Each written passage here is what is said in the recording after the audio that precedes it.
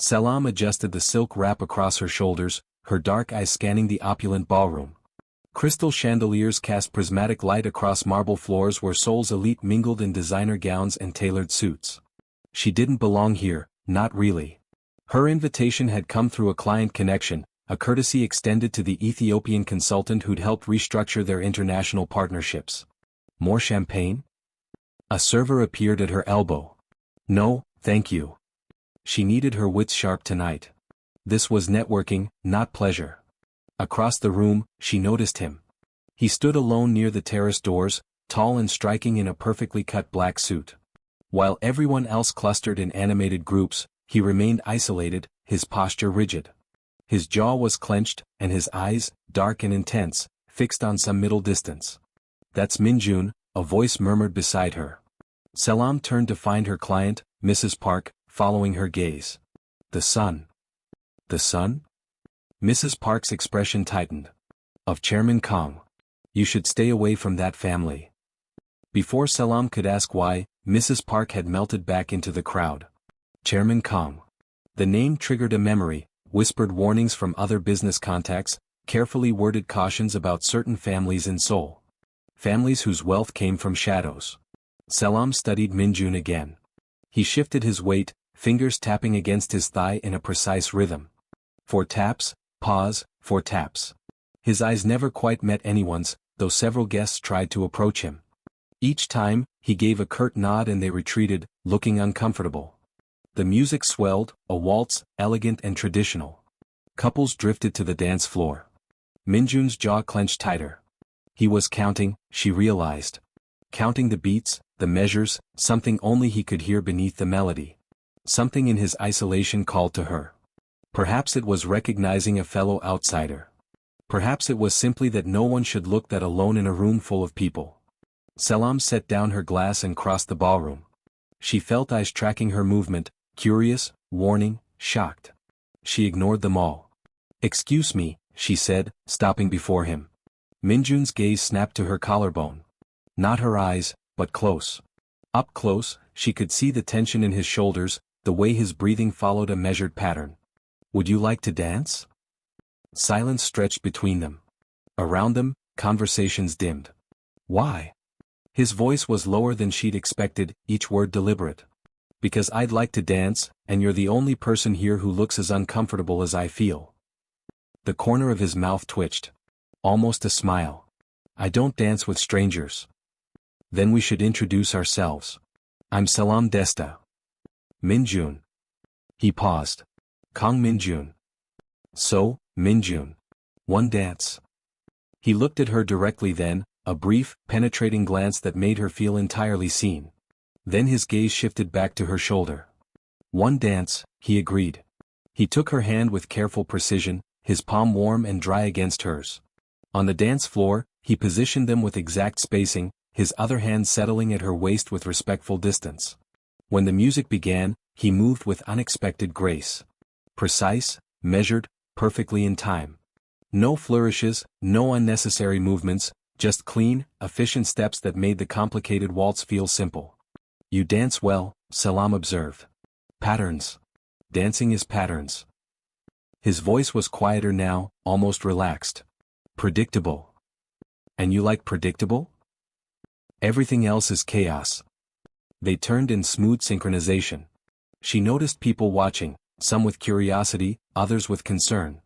An older man in an expensive suit stared with particular intensity, his expression unreadable. That man is watching us, Selam said. My father. Chairman Kong. So the rumors were about Min-jun's family. She should feel afraid. Somehow, she didn't. Does he disapprove? He's surprised. I don't usually. Min-jun's fingers tightened slightly on her hand. This is acceptable. The dance. You asked directly. You're not expecting things I can't give. Selam wasn't sure what he meant, but something in his tone made her chest tighten. The waltz ended. Min-jun released her immediately, stepping back to proper distance. But he didn't leave. Thank you, he said. That was less terrible than expected. She laughed. What a glowing review. I don't lie for politeness. He pulled out his phone. Your number. That's not a question. May I have your number? He said it like he was reading from a script, but his eyes, now fixed on her chin, held genuine interest. Selam should say no. Should thank him for the dance and disappear into the crowd. Should heed Mrs. Park's warning. Instead, she recited her number. Min-jun typed it with quick, precise movements. I'll text you. Tomorrow. 10 a.m. He paused. Is that acceptable? Yes. He nodded once and walked away, his path through the crowd direct and unwavering. Selam returned to the edge of the ballroom, her heart beating faster than the dance warranted. You're braver than you look, Mrs. Park appeared again, her expression worried. Or more foolish. Who is he really? Chairman Kang's only son. Some say he's brilliant. Others say he's different. Dangerous, regardless. That family owns half of Seoul's underground, whether the police can prove it or not. Selam watched Min-jun disappear through a side exit, her hand still warm from his touch. She'd come to Seoul to build her consulting business, to make connections, to stay safe and professional. She had not come to dance with a mafia boss's son. Yet here she was, already anticipating tomorrow at 10 a.m., already wondering what a second conversation with Kang Min-jun might reveal. One dance, she'd asked for. Somehow, she suspected one would never be enough. The text arrived at exactly 10 a.m. Unknown number, this is Kang Min-jun. From the gala. You gave me your number. Selam stared at her phone screen, coffee cup halfway to her lips. She was in her small office in Ethiopian, surrounded by contract proposals and market research. The morning sun slanted through the window, illuminating dust motes in the air. She should delete it. Block the number. Pretend the dance had never happened. Her thumbs moved across the keyboard. Selam, I remember. Min-jun, I want to see you again. No preamble. No small talk. Just direct statement of intent. Selam, why? Min-jun, you didn't treat me like I was broken. Or dangerous. You asked for what you wanted and accepted my answer. Her chest tightened. She set down her coffee. Selam, your father is a crime boss. 3 minutes passed. Then. Min-jun, yes. Selam, that doesn't bother you? Min-jun, it's a fact. Facts don't bother me. Deception does. I'm not deceiving you. Selam laughed despite herself. His honesty was almost brutal. Selam, what do you want, Min-jun? Min-jun, coffee. With you. Today. 2 p.m. There's a place in Samcheongdong. Quiet. Good lighting. They don't play music. Selam, you've thought about this. Min-jun, since last night at 11:47 p.m. when I got home. She should say no. Every rational instinct screamed to maintain distance from the Kang family and whatever darkness surrounded them. Selam, send me the address. The cafe was exactly as he described, small, minimalist, with wide windows that let in natural light. Only 3 other customers occupied the space, each absorbed in their own work. No background music, just the gentle hiss of the espresso machine and quiet conversation. Min-jun sat at a corner table, his back to the wall. He'd positioned the chair so he could see both the entrance and the street outside. When Selam entered, his gaze flicked to her face briefly before settling on her shoulder. You came, he said. You doubted I would? People often say they'll do things they don't intend to do. You're on time. 2:01 p.m. Acceptable margin. Selam slid into the seat across from him. Do you always analyze everything? Yes. He pushed a menu toward her. The Ethiopian coffee is authentic. The owner imports it from Yirgachev. You researched Ethiopian coffee? I researched you. Selam Desta, 28, graduated from Addis Ababa University, master's degree from London School of Economics. You've been in Seoul for 8 months, running an independent consulting firm focused on African-Asian trade partnerships. Your mother calls you every Sunday at 6 p.m. your time. Selam's blood ran cold. That's invasive. That's protection. Min-jun's fingers drummed on the table, 4 taps, pause, 4 taps. My father had you investigated the moment we danced. If I know what he knows, I can anticipate his moves. His moves regarding what? Whether you're a threat. Whether you're useful. Whether you're... He paused, struggling with something. Whether you matter to me. And do I? Min-jun finally met her eyes, just for a second, but the intensity made her breath catch. I don't dance with people who don't matter. A server approached, and Min-jun immediately looked away, his shoulders tensing. He ordered in Korean, an Americano for himself, and after a glance at Selam's nod, Ethiopian coffee for her. When the server left, Selam leaned forward. Tell me about your father. Chairman Kang Taeyang. 58 years old. Heads what appears to be a legitimate export-import business. Actually runs most of the organized crime operations in Seoul, protection, gambling, some involvement in trafficking routes, though he's trying to move away from that. The clinical way Min-jun described it made it somehow more chilling. And you? I do analysis. Pattern recognition. I look at financial records, shipping manifests, security footage, and I see connections other people miss. My father calls it strategy. I call it survival. Your autism, Selam said carefully. Does he exploit it? Min-jun's jaw tightened. He sees it as a tool. Others see it as weakness. I see it as the way my brain works. Their coffee arrived. Selam inhaled the familiar scent of home, earthy, bright, complex. Min-jun waited until she took her first sip before drinking his own. Why meet me? She asked. If your world is that dangerous? Because you asked me to dance. Because you didn't flinch when I couldn't look at your eyes. Because, he stopped, fingers tapping again. Because I replay conversations in my head for days, analyzing what I said wrong, what I missed. With you, I don't feel that need.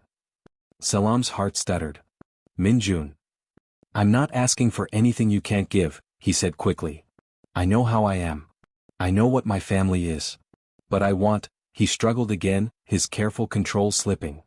I want to see you again. If you'll allow it. She should say no. Should finish her coffee, thank him for his honesty, and walk away from the Kang family forever. Instead, she asked, what do you like? Besides patterns and quiet cafes. Min-jun blinked. What? Tell me about you.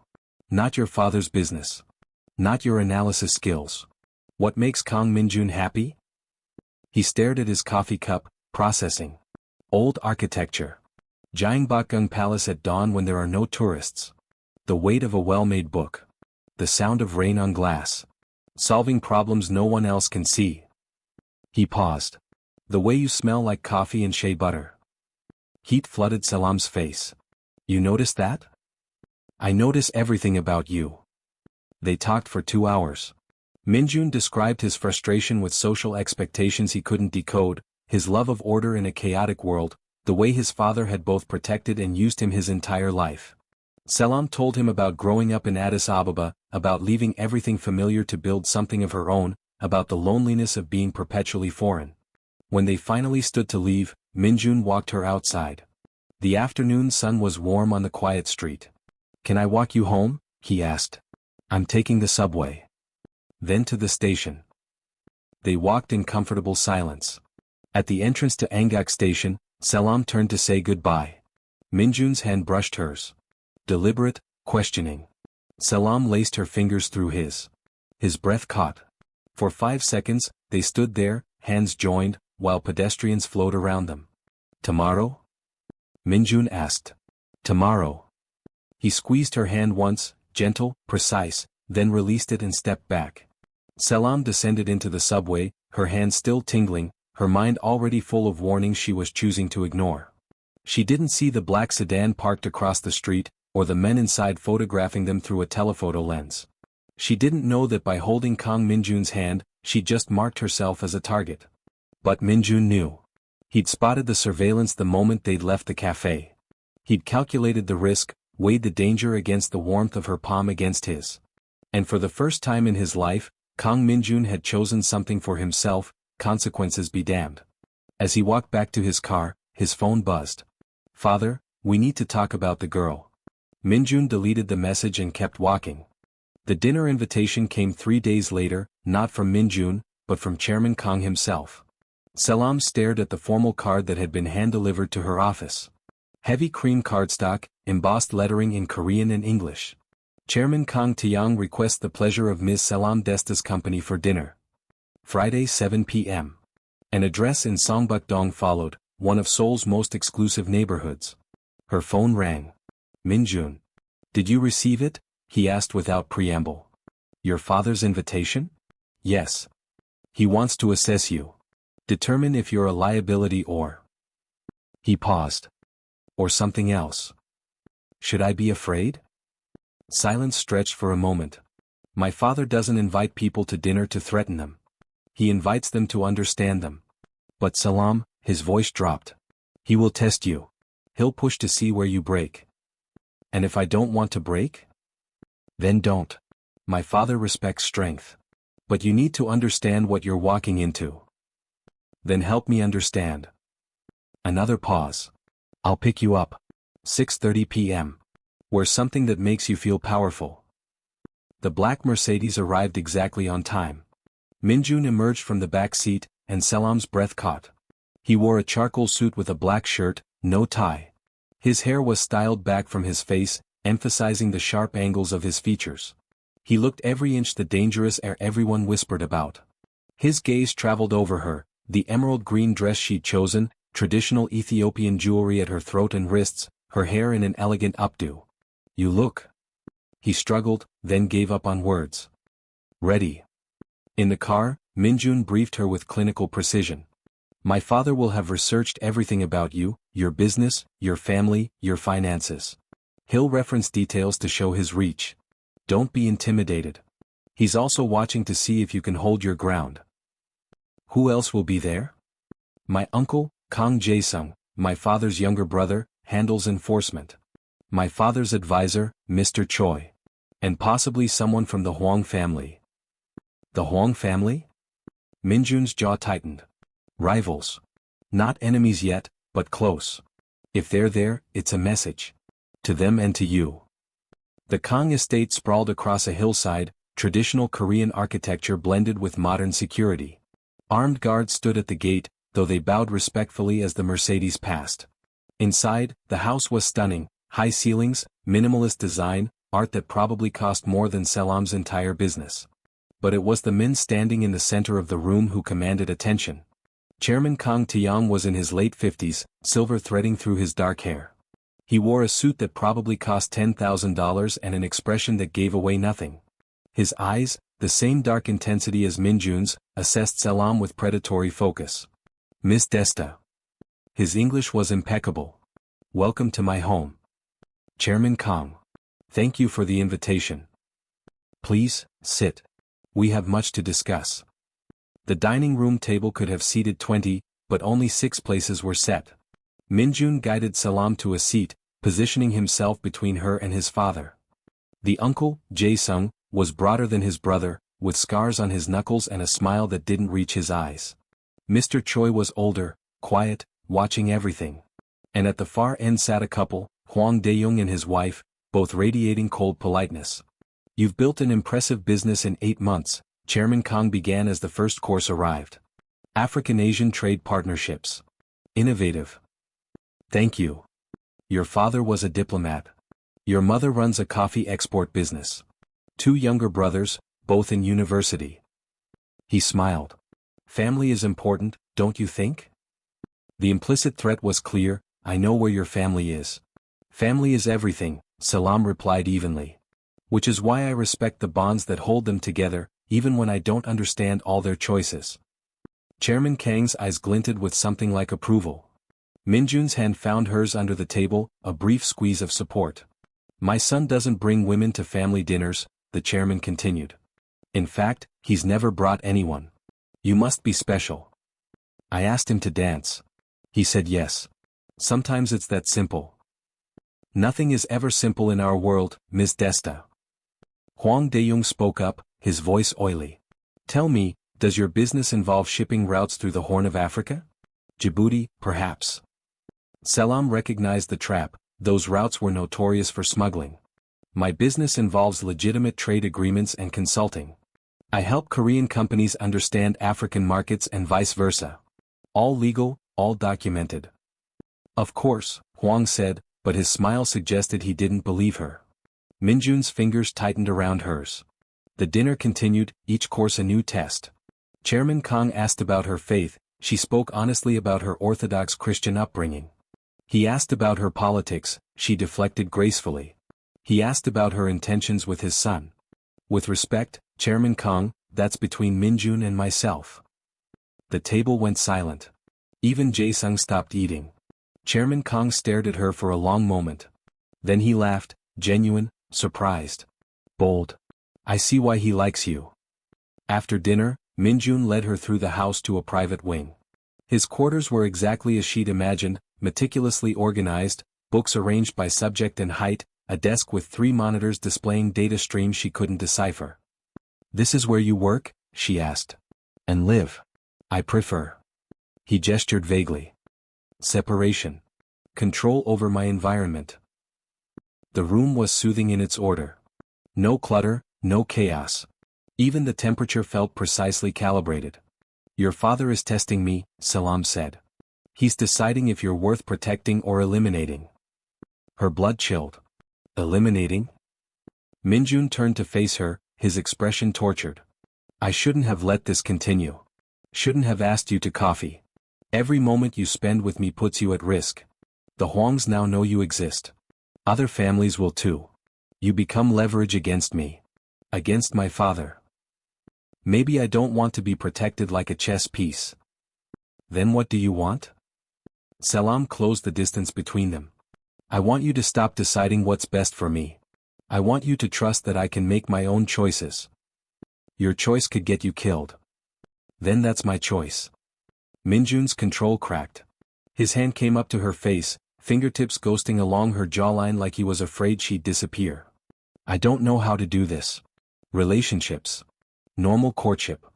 I can analyze criminal networks and predict market movements, but I can't read social cues. I can't give you what other men could. I don't want other men. Selam. She kissed him. For a heartbeat he froze, overwhelmed. Then his hand slid into her hair and he kissed her back with devastating precision, focused, intense, entirely present in the moment. When they broke apart, his breathing was uneven. That was acceptable. She laughed against his mouth. Just acceptable? I don't have better words. My vocabulary fails when you're this close. Then don't use words. He kissed her again, slower this time, learning the shape of her lips, the taste of her. His other hand found her waist, holding her with careful reverence. When he finally pulled back, his eyes met hers, direct, unguarded. Stay. Tonight. Just, stay with me. Min-jun. Not for sex. I'm not ready for that yet. Too much sensation, too many variables. But stay. Let me fall asleep knowing you're safe here. Her heart broke and mended in the same moment. Okay. He gave her clothes to sleep in, his shirt, soft cotton that smelled like him. The bed was precisely made, the sheets a specific thread count he'd researched for optimal comfort. Min-jun lay beside her, not touching, but close enough that she could feel his warmth. Thank you, he whispered in the darkness. For not treating me like I'm broken. You're not broken. You're just you. His hand found hers in the dark, fingers intertwining. Outside, Seoul glittered with neon and nightlife. But in Min-jun's precisely ordered world, Selam felt something she hadn't felt in months. Safe. Neither of them saw the notification on Min-jun's phone, a security alert that someone had breached the outer perimeter. Neither of them knew that the Huang family had just decided Selam Desta was too valuable to ignore. The war was coming. But for one night, they had peace. Selam woke to the sound of shouting. She bolted upright in Min-jun's bed, disoriented. Gray dawn light filtered through the blinds. Min-jun was already on his feet, pulling on pants, his phone pressed to his ear. How many? He snapped in Korean. A pause. Secure the main house. I'm moving her now. He ended the call and turned to Selam, his face a mask of controlled panic. Get dressed. Quickly. What's happening? The Huangs. They sent people. We need to move you to the safe room. Selam's heart hammered as she pulled on her dress from last night, fingers fumbling with the zipper. Min-jun was already at his closet, retrieving something from a hidden panel, a handgun. You have a gun in your bedroom? I have 3. He checked the magazine with practiced efficiency. And a backup plan for 17 different scenarios. This is scenario 4. Before she could process that, the door burst open. Jae-sung stood there, blood on his knuckles, breathing hard. They breached the east gate. For men. We contained 3, but 1 got into the grounds. Where's my father? Secure room. He wants the girl there too. No. Min-jun's voice was sharp. If we put her in the secure room, she's trapped. We move her off the estate entirely. Your father gave orders. My father isn't thinking strategically. They want us to cluster together. Makes us easier targets. Min-jun's brain was clearly working at lightning speed, calculating possibilities. We take her to the Incheon safe house. They won't expect us to leave the compound. Jae-sung studied his nephew, then nodded. I'll clear a path. 3 minutes. He disappeared. Min-jun turned to Selam, gripping her shoulders. Listen carefully. When we move, stay behind me. Don't stop for anything. If I tell you to run, you run. Understood? Min-jun, I don't. Understood. His intensity left no room for argument. Yes. He handed her a phone, not hers, a burner. My number is programmed. If we get separated, you call. Only that number. They moved through the house like shadows. The elegant hall Selam had walked through last night now felt like a maze.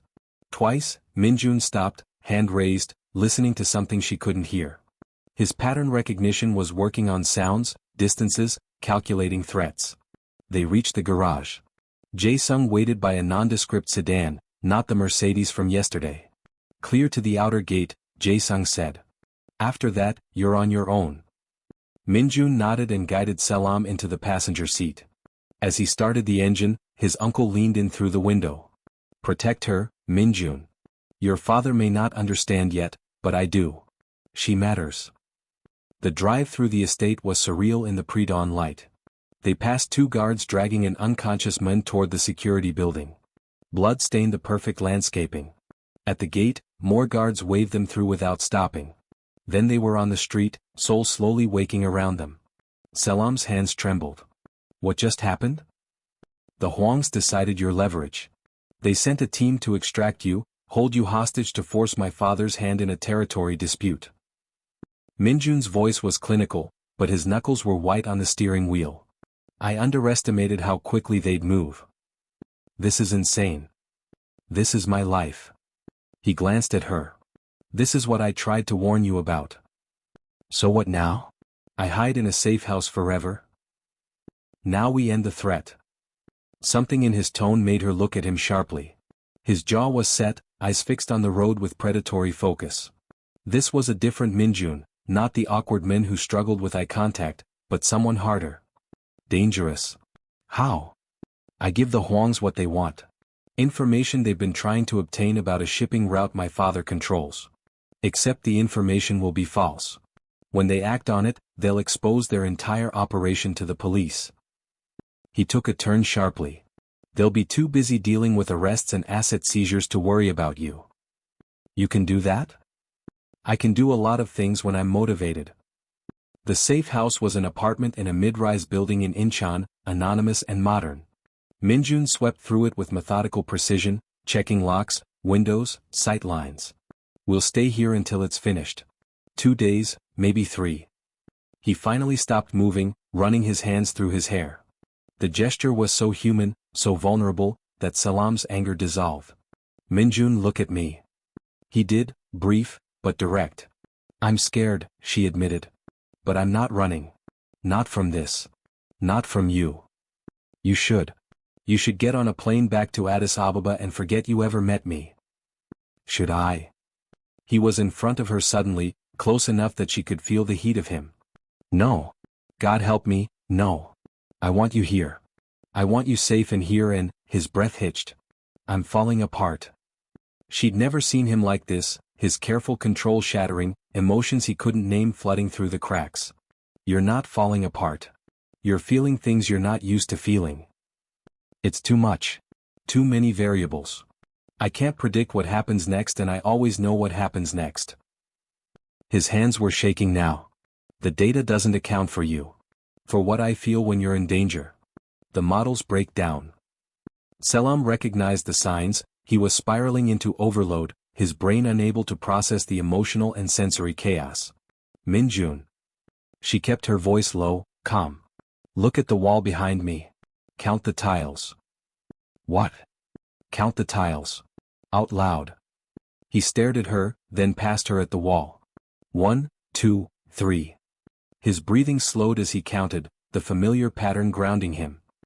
47, 48. Good. Now tell me 3 things you can touch. His hand found the counter. Granite. Cool. Smooth. Her arm. Your skin. Warm. Soft. His own shirt. Cotton. Comfortable weight.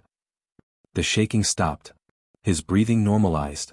How did you know to do that? He asked quietly. My youngest brother. He's autistic too. Different from you, but I learned the signs. Min-jun's eyes widened. You never said. You never asked about my family. Something shifted in his expression, gratitude, wonder, relief. You understand. I'm trying to.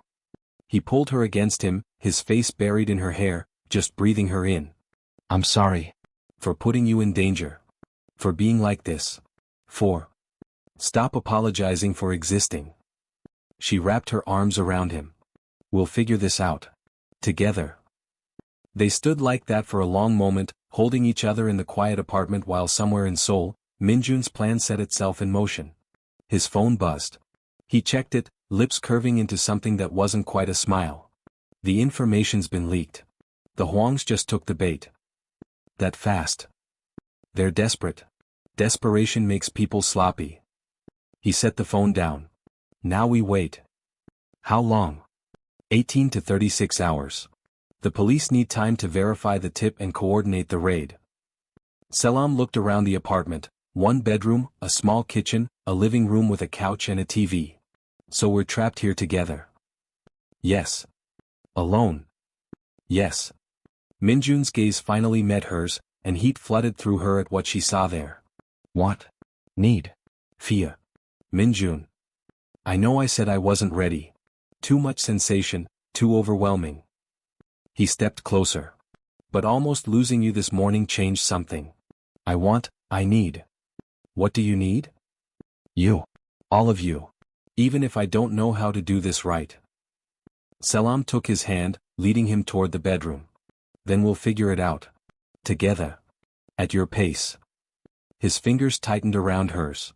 I might need to stop. Might get overwhelmed. Then we stop. I might not be good at this. There's no good at this. There's just us. In the bedroom, morning light painted everything gold. Min-jun stood before her, vulnerable in a way she'd never seen him. Tell me what you need, Selam said softly. What feels right? Light on. I need to see you. And slow. Everything slow. Okay. But I set boundaries. No drugs, no weapons, no human trafficking. Those are non-negotiable. My father doesn't deal in those anyway. And I need insurance. Documentation. Evidence that if anything happens to me, information about the Kong operations goes to law enforcement. Min-jun's eyes widened. You want to blackmail my father? I want to ensure my survival. And yours.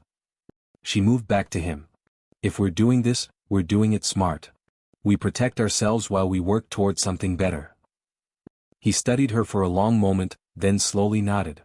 I can create that insurance. Encrypted files, dead man switch, the works. But Selam, if my father ever finds out. Then we make sure he doesn't. They stood in the office overlooking the warehouse, 2 people from completely different worlds trying to forge a path through darkness. I need to call my mother, Selam said. Set up a meeting about the coffee export deal. Can you have numbers ready? Projections that show why this is profitable? I can have them ready in 6 hours. Then let's do this. Min-jun pulled her close, his forehead resting against hers. Thank you. For what? For not running. For choosing me, even when I come with all this darkness. We'll find light, she promised. Somehow. But as they left the warehouse, neither of them noticed the car following at a distance. Neither of them knew that what remained of the Huang organization had placed a bounty on Selam's head. Neither of them realized that the real war was just beginning, and the casualties would be far higher than 2 police officers. The game had changed. And they were now the biggest pieces on the board. The call came 36 hours later. Min-jun's phone buzzed at 3:47 a.m.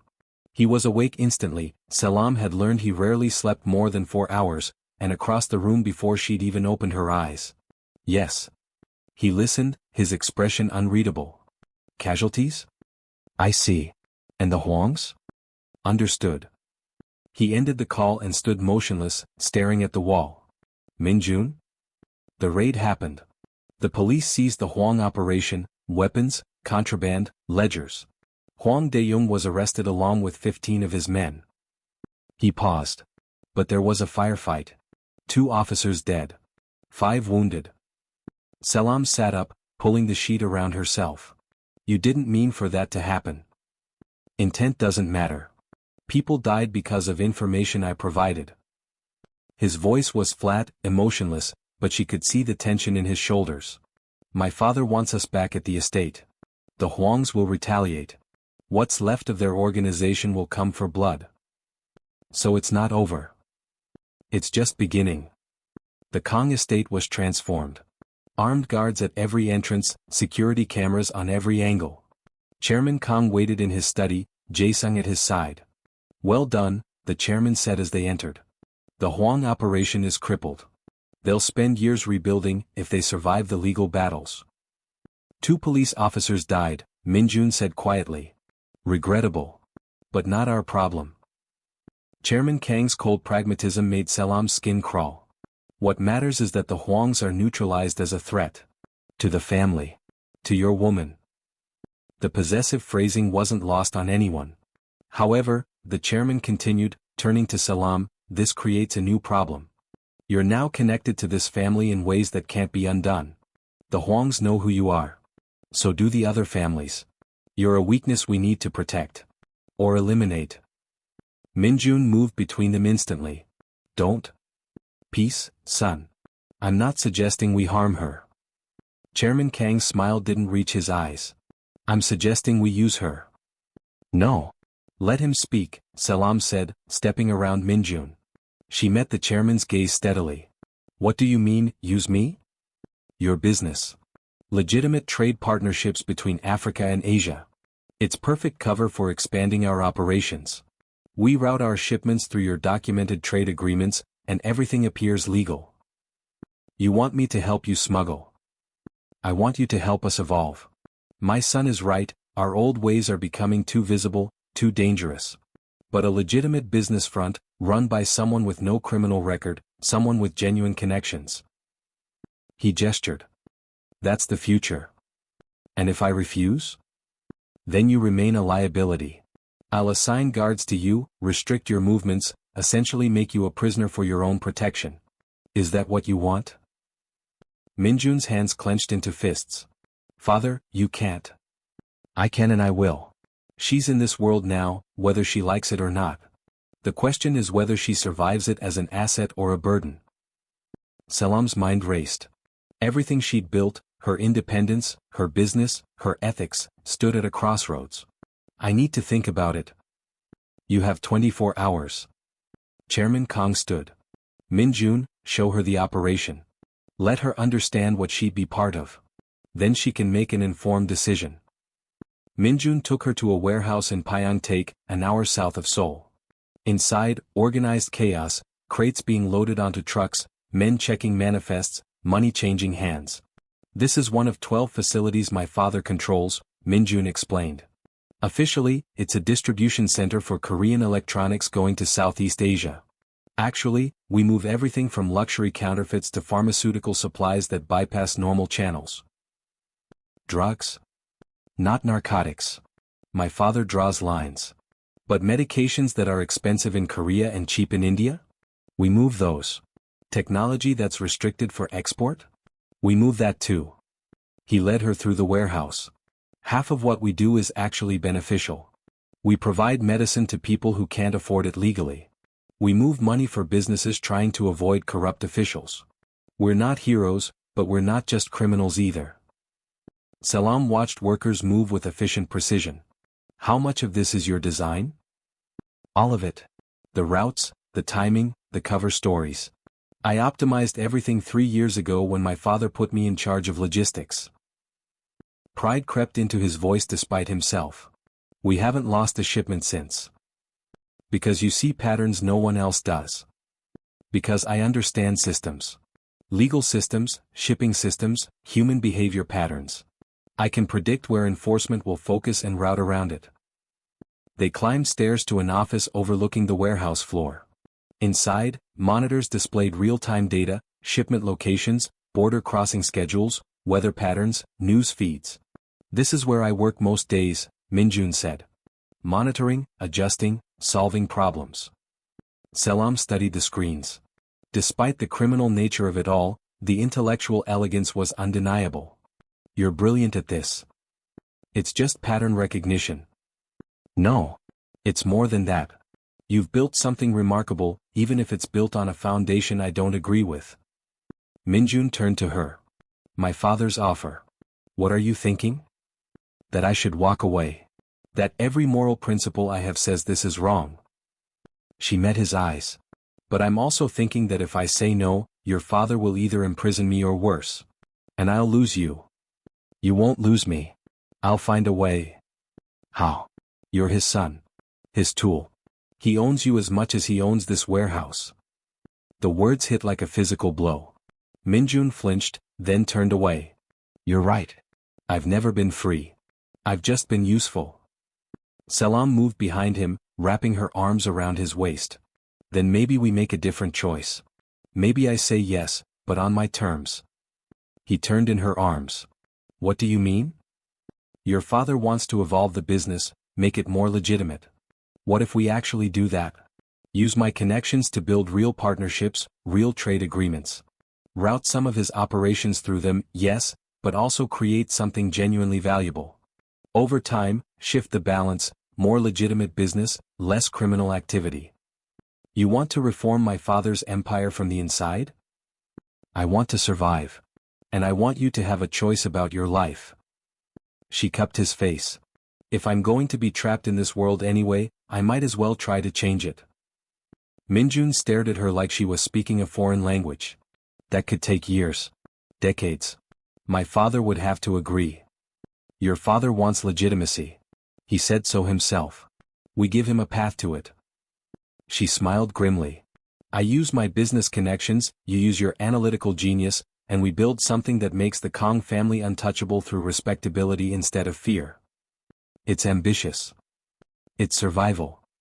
He kissed her then, fierce and grateful. When they broke apart, his eyes held something she hadn't seen before, hope. We'd need leverage, he said, his strategic mind already working.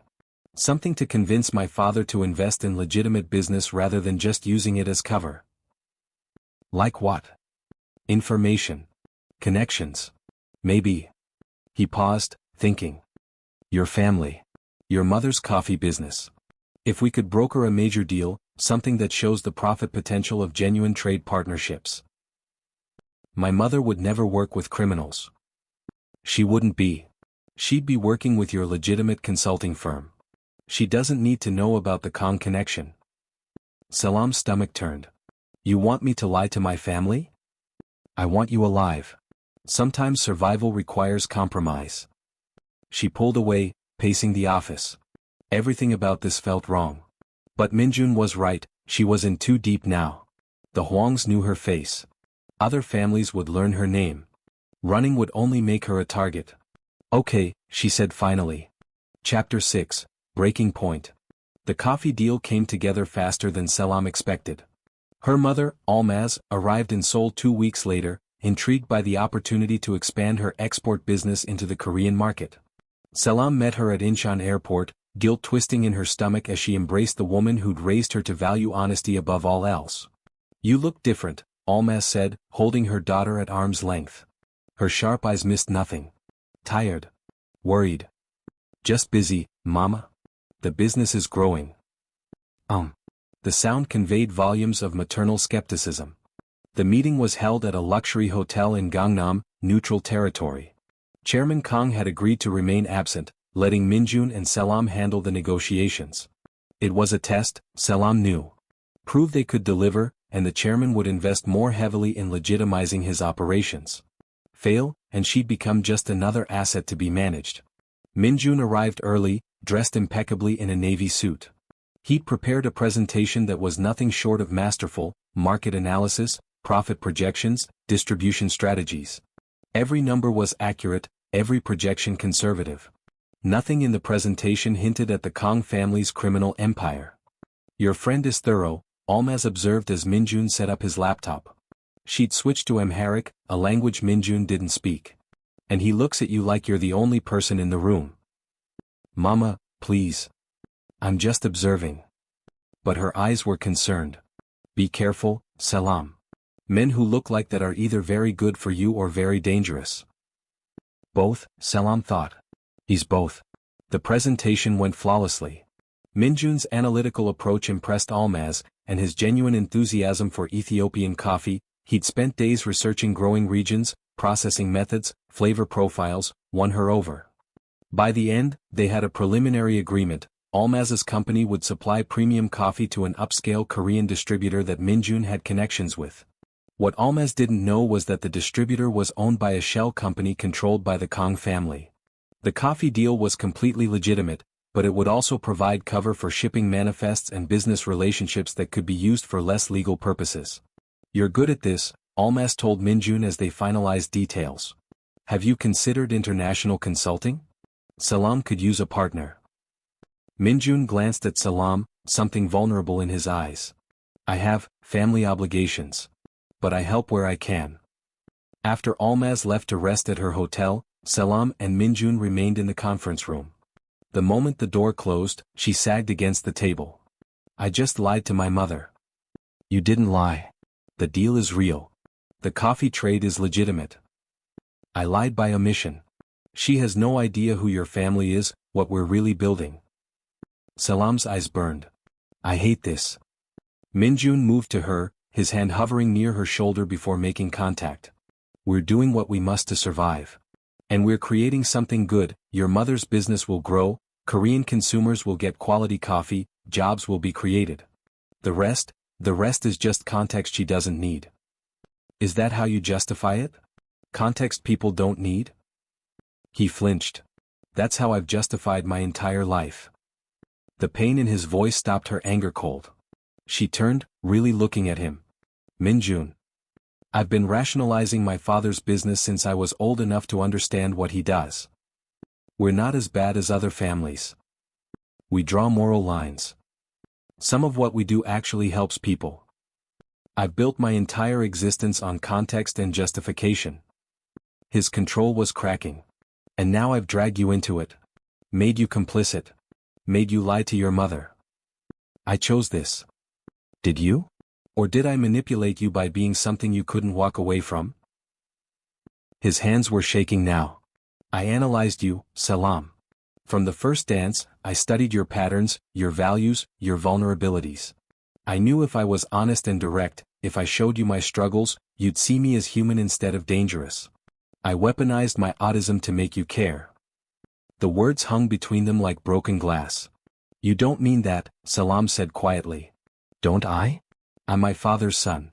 I've spent my whole life turning my differences into advantages. Why would you be any different?" "Because I've seen you at 3 a.m. when you can't sleep, counting ceiling tiles to calm your mind. Because I've watched you have a meltdown over unexpected texture in your food. Because you cry during sad movies even though you claim not to understand emotions." She stepped closer. "You can't fake those things, Min-jun. You can't weaponize vulnerability that real. You don't know what I'm capable of." "Then show me." Before he could respond, his phone buzzed. Then again. And again. He checked it, and his face went pale. "We need to leave. Now." "What?" "The Huangs. They found your mother's hotel." Terror shot through Selam's veins. "What?" "They're going to take her. Use her as leverage against us." He was already moving, grabbing his jacket, his keys. "I have men on the way, but we need to get there first." They ran. The drive to the hotel was a blur of traffic and terror. Min-jun drove with controlled precision, weaving through lanes while barking orders into his phone in rapid Korean. Selam tried calling her mother, no answer. She's probably resting, Min-jun said, but his knuckles were white on the steering wheel. We'll get there in time. They didn't. The hotel lobby was chaos, security guards shouting, guests being evacuated, police sirens approaching in the distance. Min-jun grabbed a security guard, demanding information in Korean. Room 1847, he translated for Selam. There was a disturbance. Shots fired. Selam was running before he finished speaking, hitting the stairs because the elevators were locked down. Min-jun followed, his longer legs keeping pace. 18 floors. Her lungs burned. Her legs screamed. She didn't care. The hallway on the 18th floor was cordoned off with hotel security tape. Through the open door of room 1847, Selam could see overturned furniture, a lamp shattered on the floor. And blood. Mama. She tried to push past security, but Min-jun caught her. Wait. Let me. A figure emerged from the room. Jae-sung, blood on his shirt, but walking steadily. Behind him, supported by two of his men, was Almaz. She was alive. Bruised, her dress torn, but alive. Mama. Selam broke free, rushing to her mother. Almaz clutched her daughter, speaking rapidly in Amharic. Men broke in. I don't know who. They had guns. Then these other men came, she looked at Jae-sung. They saved me. Jae-sung met Min-jun's eyes over the women's heads. We got here in time. Barely. 3 Hwang soldiers. 2 dead, 1 we're questioning. Casualties on our side? Lee caught a bullet in the shoulder. He'll live. Min-jun nodded, his face a mask. Then he looked at Selam, and she saw the guilt there. The knowledge that this was his fault. His world. His darkness touching her light. Almaz pulled back, looking between them. Someone want to tell me what's happening? Who those men were? Who you are? She directed the last question at Min-jun. The lies Selam had prepared died on her tongue. Her mother had almost been killed. She deserved the truth. His name is Kang Min-jun, Selam said quietly. His father is Chairman Kang Tae-yang. They run an organization. A criminal organization. Almaz's eyes widened. And the coffee deal? Is real. But also cover for other operations. I'm sorry, Mama. I lied to you. Her mother stared at her for a long moment. Then she slapped Selam across the face. The crack echoed in the hallway. Min-jun moved instinctively, but Jae-sung stopped him with a hand on his arm. I raised you better than this, Almaz said, her voice shaking. I taught you honor. Honesty. And you bring me here, you use my business, you endanger my life, all for what? For him? I love him, Selam said, tears streaming down her face. Love doesn't excuse this. Love doesn't justify lying to your mother, endangering your family. I had no choice. The moment I danced with him, I became a target. Staying close to him is the only thing keeping me alive. Then you should have run. Come home. Your father and I would have protected you. In Addis Ababa? Mama, these people have reach everywhere. Running would only make it worse. Almaz looked at Min-jun, her expression full of contempt. Is this true? Is my daughter trapped? Min-jun met her gaze, direct, unflinching. Yes. The moment I cared about her, she became leverage. I've tried to protect her, but my world is dangerous. I'm sorry. Sorry doesn't fix this. No. But I promise you, Mrs. Desta, I will keep her safe. Whatever it costs. Even your life? Especially my life. Something shifted in Almaz's expression. Still angry, still hurt, but perhaps understanding. Get me out of this country. Put me on a plane home. And keep my daughter safe, or I swear by everything holy, I will burn your family's world to the ground. Understood. They moved Almaz to a safe house, one of the Kang family's secure locations, while arrangements were made for her departure. Selam stayed with her, sitting in silence as her mother processed everything. Do you really love him? Almaz finally asked. Yes. Even knowing what he is? He's not just what his father made him, Mama. He's brilliant and broken and trying to be better. And yes, I love him. Almas sighed, suddenly looking older. Then God help you both. Because that kind of love, in that kind of world, it either saves you or destroys you. There's no middle ground. Later, after her mother was safely on a flight to Addis Ababa, Selam found Min-jun on the roof of the safe house. He stood at the edge, staring out at Seoul's glittering skyline. I should let you go, he said without turning. Send you away somewhere safe. Give you a new identity, new life. Is that what you want? It's what you deserve. Selam moved beside him. What I deserve is a choice. And I choose you. Even after today. Even knowing what might come. Your mother almost died because of me. But she didn't. Because your uncle was there. Because you planned for this. She took his hand. We can't predict everything, Min-jun. Not even you. I hate not having control. I know. But some things, like love, like trust, they require letting go of control. He turned to her finally, and she saw tears tracking down his face. I'm terrified of losing you. Then hold on to me. And let me hold on to you. They stood together on the roof as night fell over Seoul, two people caught in a war they hadn't started but were determined to survive. Below them, the city hummed with life and danger. And somewhere in the darkness, the Hwang family's remaining members plotted their next move. The breaking point had passed. Now came the war. The attack came during the monthly gathering of Seoul's major families, a neutral meeting where territories were discussed and disputes mediated. Min-jun had argued against attending, but Chairman Kang insisted. We show weakness by hiding, the chairman said. The Hwangs are broken. We attend to demonstrate strength. They were wrong. The restaurant was an upscale hanok in Bukchon, reserved entirely for the meeting. 8 families represented, their patriarchs seated around a large table while bodyguards waited outside. Min-jun stood behind his father's chair, analyzing everyone present. Hwang Jinwoo was there, Daeyoung's younger brother, now acting head of the Hwang family. His eyes held murder. We gather to discuss the port of Busan, the mediator began. 3 families claim rights. The explosion shattered the front entrance. Men poured in, not Hwang soldiers, but mercenaries. Professional. Heavily armed. Min-jun's mind cataloged details even as chaos erupted, 12 attackers, military-grade weapons, coordinated movement. This wasn't revenge. This was extermination. Down. Jae-sung roared, flipping the table to create cover. Gunfire erupted. Wood splintered. Glass shattered. Min-jun pulled his father behind the overturned table, his own weapon drawn. Around them, other families scrambled for cover, their guards rushing in from outside only to be cut down. The back exit, Min-jun shouted over the gunfire. Kitchen, through the garden. We stand and fight, Chairman Kang insisted. We die if we stay. Move. Now. For once, his father listened. They ran through the kitchen as bullets chewed through walls behind them. Jae-sung covered their retreat, firing with brutal efficiency. 2 mercenaries fell. Then 3. But more kept coming. They burst into the garden. The traditional Korean landscaping offered little cover, ornamental rocks, a small pond, carefully manicured trees. The outer wall was 10 feet high, topped with decorative tiles. Over the wall, Min-jun ordered. I'm 60 years old.